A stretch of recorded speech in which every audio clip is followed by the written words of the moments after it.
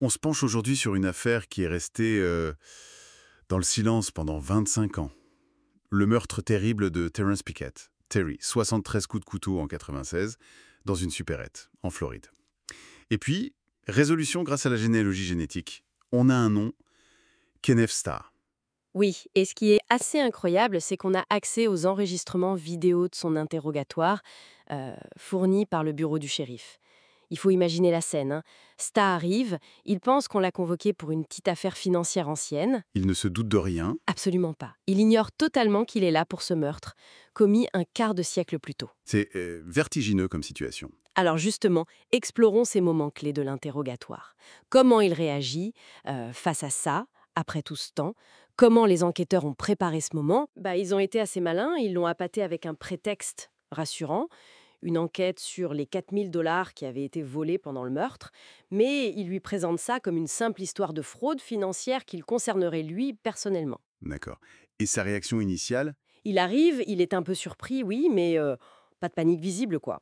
Il coopère, il donne des infos basiques sur sa vie, hein, il vit avec sa petite amie Emily, mais c'est pas une relation intime, il est divorcé de Wanda, ses rapports avec ses enfants sont un peu tendus, voilà. Il joue le jeu, quoi. Plutôt ouvert au début. Et comment ils font le lien avec le lieu du crime? La supérette, le Little Champ. Alors les détectives, ils le ramènent doucement vers 1996, vers cette zone géographique, et là il admet. Il dit qu'il fréquentait la supérette et même qu'il y a travaillé à temps partiel. Ah oui, quand même. Lien direct? Oui, mais il minimise tout de suite sa relation avec la victime, avec Terry. Juste un vague pas, il me semble familier.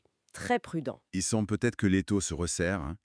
Et puis, arrive le moment fatidique, la révélation de l'ADN. J'imagine le choc. Ah oui, là c'est un coup de massue. Les enquêteurs lui balancent tout, votre sang mélangé à celui de la victime, on l'a trouvé partout, absolument partout. Partout, c'est-à-dire? Dans la salle de bain, sur la poignée du congélateur, la porte de sortie, la machine à loterie, la caisse enregistreuse, et ils précisent même comment ils ont eu son ADN récent pour comparer. Une canette de bière qu'il avait jetée. Il l'avait mis sous surveillance. Imparable. Et sa réaction, là, c'est quasi immédiat. Il lâche un «Oh shit!» Et puis tout de suite, les dénégations. En boucle. J'ai tué personne, je le jure devant Dieu. C'est vraiment le mur du déni qui se dresse face à la preuve scientifique. C'est fou, cette capacité à nier face à l'évidence. C'est assez classique dans ces cas-là, en fait. Quand l'acte a été mentalement enfoui pendant des années, des décennies même. Et les enquêteurs, ils explorent quoi comme mobile possible? Le vol, d'abord. Les 4 000 $? Oui, c'est la première piste logique, surtout qu'il découvre qu'il a fait 2 faillites personnelles, même s'il prétend le contraire pendant l'interrogatoire. Mais il nie, il dit qu'il n'avait pas besoin d'argent à ce point. Et cette violence? 73 coups de couteau. Ça suggère autre chose que le simple vol, non? Une rage? Exactement. Une telle brutalité, ça fait penser à quelque chose de plus personnel, une explosion de colère, une rage intense. Mais lui, il se décrit comme quelqu'un d'incapable de faire du mal, même à un animal. Il y a un décalage énorme. Alors, l'autre piste, plus intime, Terry était gay. Est-ce qu'ils ont creusé l'idée d'avance repoussée ou peut-être une relation cachée? Surtout en 96, le contexte était différent. C'est une hypothèse qui est clairement sur la table, que Terry est menacé de révéler quelque chose à sa femme de l'époque, Wanda. Mais Stahl, là encore, il nie tout. Aucune interaction de ce genre, pas d'homosexualité cachée, il dit même avoir toujours été tolérant. Le déni reste total. Malgré l'ADN. Malgré l'ADN, il se réfugie derrière sa mémoire. C'était il y a si longtemps. Il essaie des explications un peu bancales pour son sang sur place. Une coupure au travail avec un cutter peut-être. Sauf que ça tient pas face au témoignage de son ex-femme, Wanda. Exactement.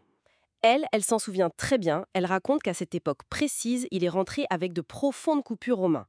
Il a prétendu que c'était un accident de travail, Mais d'accord. mais il a refusé de passer par l'assurance. Il a payé l'opération un liquide. C'est très suspect. Ah oui, en effet. Et face à ça, il dit quoi? Il maintient sa version de l'accident de travail. Et puis il y a aussi son passé qui ressort. Des histoires de violences domestiques, d'alcool, de jeux, une altercation avec la police. Ça colle pas vraiment avec l'image d'homme calme qu'il essaye de donner. Les enquêteurs lui font remarquer, j'imagine. Oui, ils lui disent le Kenneth Sta de 31 ans à l'époque du meurtre, c'est peut-être pas le même que l'homme de 54 ans qu'on a en face de nous aujourd'hui. Mais il ne craque pas. Il reste sur sa position. Jusqu'au bout de cet interrogatoire, il répète encore « je ne l'ai pas fait ». Il suggère même un transfert d'ADN inexplicable. Il jure encore une fois sur Dieu. Mais bon, sa défense tiendra pas au procès.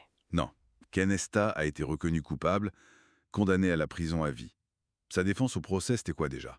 Une vieille blessure qui se serait rouverte en faisant une livraison. Ça n'a convaincu personne. Et ce qui est tragique, c'est que la plupart des proches de Terry Pickett sont décédés avant cette condamnation. Ils n'auront jamais vu la justice être rendue. C'est terrible. Cette affaire, au-delà de l'enquête elle-même, elle montre quand même la force incroyable du déni face à des preuves scientifiques. Tout à fait. Et aussi, évidemment, l'impact de ces nouvelles techniques, comme la généalogie génétique, pour résoudre des énigmes vieilles de plusieurs décennies. Ça nous laisse avec cette question, finalement. Jusqu'à quel point notre mémoire peut occulter, transformer nos propres actes? Quelle part de nous-mêmes reste finalement inaccessible?